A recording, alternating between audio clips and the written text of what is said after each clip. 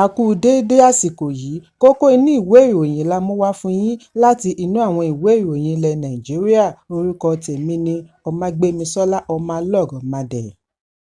Àjọ elétò ìdìbò INEC ti ń gbèrò àti ṣe àtúpalẹ̀ ètò ìdìbò orílẹ̀-èdè lẹ́yìn ẹ̀kọ́ tí wọ́n kọ́ níbi ìdìbò gbogbogbò ọdún 2023 àti àwọn ètò ìdìbò tí ó wáyé lẹ́yìn rẹ̀. Lára àtúpalẹ̀ tí wọ́n gbà lérò láti rí pípalẹ̀mọ́ káàdì ìdìbò PVC nígbà ìdìbò. Alága àjọ INEC Akàwé-gboyè Mahmood Yakubu ni ó ṣe àfihàn yìí lánàá níbi ìpàdé pẹ̀lú àwọn Resident Electoral Commissioners. Ó ṣàlàyé wípé láìpẹ́ INEC yóò ṣe àgbékalẹ̀ àbá yìí fún àwọn tí ọ̀rọ̀ kàn ní ilé ìgbìmọ̀ àti aṣojú-ṣòfin. Yakubu tẹ̀síwájú nínú ọ̀rọ̀ rẹ̀, ó ní àjọ yìí ní ìgbàgbọ́ wípé pẹ̀lú àmúlò Bimodal Voter Accreditation System (BVAS), lílo PVC gẹ́gẹ́ bí ọ̀nà kan ṣoṣo láti ṣe ìdánimọ̀ olùdìbò kò pọn dandan mọ́ ní ọjọ́ ìdìbò. Àwọn tí wọ́n ti ní PVC lọ́wọ́ ṣì lè tẹ̀síwájú àti máa lò ó, ṣùgbọ́n àlàyé orí ẹ̀rọ ayélujára ni ó ṣe pàtàkì jùlọ. Èyí yóò ṣe àdínkù ìnáwó, yóò tún fagilé ìṣòro tí ará ìlú ń kojú níbi àti rí PVC gbà, àti ọ̀nà ẹ̀bùrú tí wọ́n fi ń ra ìbò lọ́wọ́ ará ìlú kò ní ṣeé ṣe. Bákan náà ni wọ́n ń ṣe àgbékalẹ̀ ètò fún àwọn tí ó wà ní ilẹ̀ òkèèrè tí àwọn náà fẹ́ kópa nínú ètò ìdìbò. Alága fi kún un wípé lẹ́yìn tí àwọn ti parí gbogbo ìdìbò, àsìkò ti tó fún àtúpalẹ̀ ètò ìdìbò, bẹ̀rẹ̀ láti àbá, ìtanijí ará ìlú, àmójútó ohun èlò, àmójútó àwọn òṣìṣẹ́ pẹ̀lú ìmọ̀ ẹ̀rọ, àṣemáṣe níbi ìdìbò àti bẹ́ẹ̀ bẹ́ẹ̀ lọ. Ẹ̀kúnrẹ́rẹ́ ìròyìn wà nínú ìwé ìròyìn Punch tó jáde lónìí. Ọjọ́ Ìṣẹ́gun tí ó ń bọ̀ ní Ààrẹ Bọ́lá Tinubu yóò ṣe àgbékalẹ̀ ìṣúná owó ọdún 2025 sí àpapọ̀ ilé ìgbìmọ̀. Ààrẹ ilé ìgbìmọ̀ Godswill Akpabio ni ó ṣe àfihàn yìí lánàá Ọjọ́bọ̀ níbi ìpàdé tí ó wáyé ní ilé ìgbìmọ̀. Akpabio ní àgbékalẹ̀ ètò ìṣúná yìí yóò wáyé ní ilé ìgbìmọ̀ aṣojú-ṣòfin. Bí ẹ kò bá gbàgbé wípé ọjọ́ 14 oṣù kọkànlá ni ìjọba àpapọ̀ dábàá 47.9 trillion naira gẹ́gẹ́ bí àpapọ̀ owó ìṣúná fún ọdún 2025. Ẹ̀kúnrẹ́rẹ́ ìròyìn wà nínú ìwé ìròyìn Vanguard tó jáde lónìí. Àjọ UNESCO ti ṣe àfihàn wípé kò dín ní akọ̀ròyìn 68 tí ó pàdánù ẹ̀mí wọn lẹ́nu iṣẹ́ nínú ọdún 2024. Ó lé ní 60% ìṣekúpa tí ó wáyé ní orílẹ̀-èdè tó ń kojú fàákájà bíi Palestine, Ukraine, Colombia, Iraq, Lebanon àti bẹ́ẹ̀ bẹ́ẹ̀ lọ. Èyí ni ó pọ̀ jùlọ láàrin ọdún mẹ́wàá gẹ́gẹ́ bí àkọọ́lẹ̀ àjọ UNESCO. Director General fún àjọ UNESCO, Andrew Azoulay, sọ nínú àtẹ̀jáde àná wípé ìròyìn tó ṣeé fẹ̀mítẹ̀ ṣe pàtàkì láti fi ṣe ìrànlọ́wọ́ fún iye ènìyàn tí ó fi ara kááṣá àti láti ṣe ìdánilẹ́kọ̀ọ́ fún gbogbo àgbáyé. Ó ní kì í ṣe ohun ìtẹ́wọ́gbà wípé àwọn akọ̀ròyìn fi ẹ̀mí wọn lélẹ̀ fún iṣẹ́, bí ó ti ké sí àwọn ìjọba kí wọ́n ṣe ìrànlọ́wọ́ láti dáàbò bo ẹ̀mí àwọn akọ̀ròyìn gẹ́gẹ́ bí ó ti wà ní ìlànà òfin àgbáyé. Ẹ̀kúnrẹ́rẹ́ ìròyìn wà nínú ìwé ìròyìn Vanguard tó jáde lónìí. Agbámọ̀fin Afẹ́ Babalọ́lá ni a gbọ́ wípé ó ti gbé ìgbésẹ̀ láti túbọ̀ fi ìbínú rẹ̀ hàn sí agbẹjọ́rò tí ó fi ìpínlẹ̀ Èkó ṣebùgbé, Délé Fárótìmí, lórí ẹ̀sùn ìbanilórúkọjẹ́.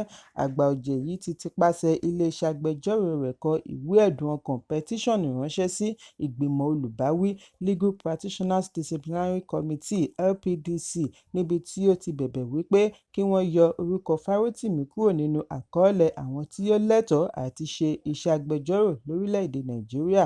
Gẹ́gẹ́ bí ẹni kọ ìwé ẹ̀dùn ọkàn ṣe ṣàlàyé, ẹ̀rọ amóhùnmáwòrán Channels jábọ̀ wípé Fárótìmí ti tàpá sí àwọn òfin kan tí ó ní í ṣe pẹ̀lú iṣẹ́ agbẹjọ́rò.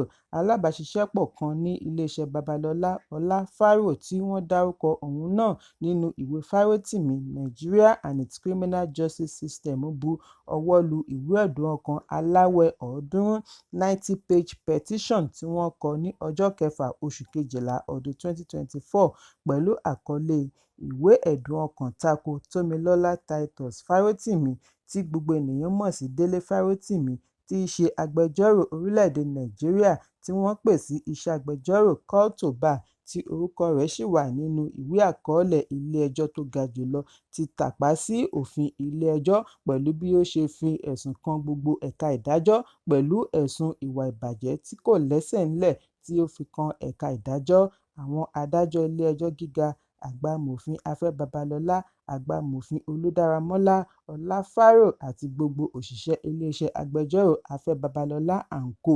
Pẹ̀lú ìwé rẹ̀ Nigeria and its Criminal Justice System. Fáróò ní ìwé ẹ̀dùn ọkàn yìí ni òun kọ fún ara òun àti gẹ́gẹ́ bí aṣojú iléeṣẹ́ agbẹjọ́rò Afẹ́ Babalọ́lá & Co.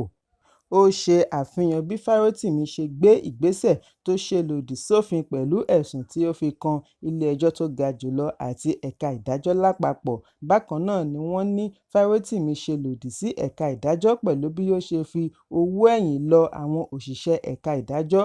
Ó tún wá ṣe àpẹẹrẹ ẹ̀sùn tí ilé-ẹjọ́ tó ga jùlọ ti gbé ìdájọ́ kalẹ̀ lé lórí.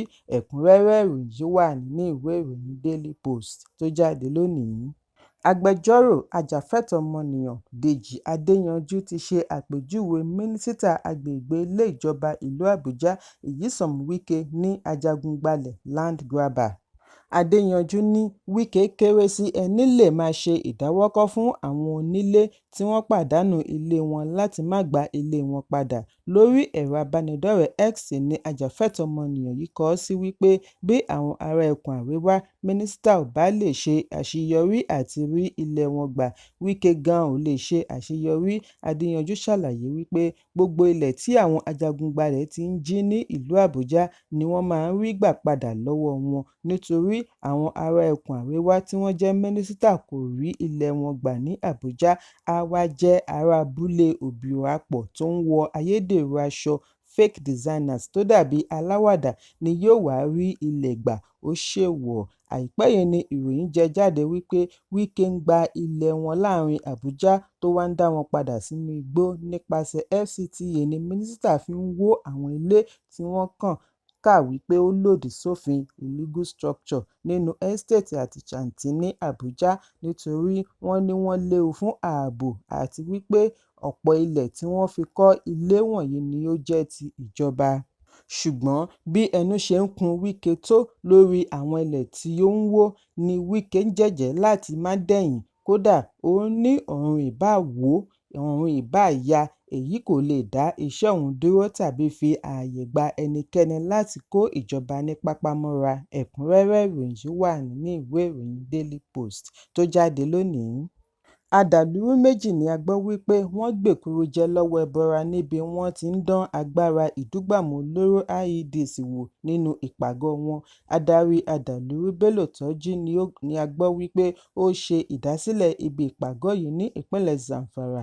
Ọ̀jọ̀gbọ́n tí ó jẹ́ olùtakò àwọn Adàlúrú ní ẹkùn Lake Chad, Zagazola Mahama ni ó ṣe àfihàn yìí lórí ẹ̀rọ abánidọ́rẹ̀ẹ́ X lónìí ọjọ́ Ẹtì. Mahama ṣàlàyé wípé ẹnìkan tí ó súnmọ́ ìṣẹ̀lẹ̀ yìí ni ó fi tó òun létí wípé ìṣẹ̀lẹ̀ yìí wáyé ní abúlé Barikin Mafara àti Òkè Dambagudu tí wọ́n wà ní ìjọba ìbílẹ̀ Talata Mafara. Ìdúgbàmù yìí ni wọ́n ní ó dá ìbẹ̀rùbojo sílẹ̀ láàrin àwọn ará abúlé tí ó wà nítòsí tí ọ̀pọ̀ fi súré fi ilé wọn sílẹ̀ kí wọ́n má baà ríjà ìkọlù mìíràn. Ìwádìí jẹ́ kó di mímọ̀ wípé àwọn wọ̀nyí ṣẹ̀ṣẹ̀ gba ohun ìjà olóró tí wọ́n fi ránṣẹ́ sí wọn nípasẹ̀ ràkúnmí wá sí ibi ìpàgọ́ wọn láti fi gbáradì fún ìkọlù wọn tó ń bọ̀ lọ́nà sí agbègbè gẹ́gẹ́ bí Turji ṣe darí. Bákan náà ni wọ́n ṣe àfihàn wípé àwọn Adàlúrú yìí ń gbáradì ìdúgbàmù olóró tí wọ́n fẹ́ fi ṣe ìkọlù sí ibi ìpàgọ́ àwọn ológun, ikọ̀ ìpàráàrò àti ará ìlú. Ẹ̀kúnrẹ́rẹ́ ìròyìn yìí wà ní ìwé ìròyìn Daily Post tó jáde lónìí. Kókó inú ìwé ìròyìn tòní kò ní jù báyìí lọ. Ẹ pàdé mi ní ìrọ̀lẹ́ fún àkọ́tún ìròyìn. Kí a tó lọ, ẹ má ṣaláì fi àkíyèsí yín ránṣẹ́ kí ẹ sì bá wa subscribe sójú náà wa lórí YouTube kí kókó inú ìwé ìròyìn lè máa tẹ̀ yín lọ́wọ́ ní kíákíá.